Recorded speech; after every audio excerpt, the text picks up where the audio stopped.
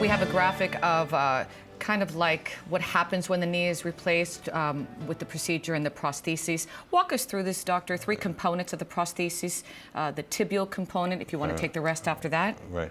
Well, the tibial component, if we can come back briefly to Our little model. our little model, this is the tibial component. Okay. And the tibia is fashioned in a way. What you usually do is, there's different ways to do it, but we'll actually put a rod and make measurements off that rod that will sink down into the knee. And we'll make the cut and correct the angulation. And then we will cement this in, and then we'll figure out what thickness of this plastic spacer allows for as full motion as possible, as well as good stability. So you don't want it to be a wobbly knee. You want it to be a stable knee. Of course. All right. What was that second one, which was The second femoral? component was the femur. Okay.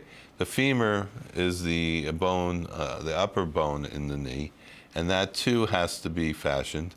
And the femoral component is held in place with what we call bone cement or glue, and these little pegs, and it sticks and hopefully lasts for many, many, many years. Hopefully, that's what you want. And then the last component, doctor, was? Well, we had talked, we don't have a kneecap component, but if you see this arthritic knee and you figure that you would slice out the arthritis and put a plastic button made of the same material that we showed you on the tibial side, that takes the place of the cartilage on the kneecap, and that's the patellar component.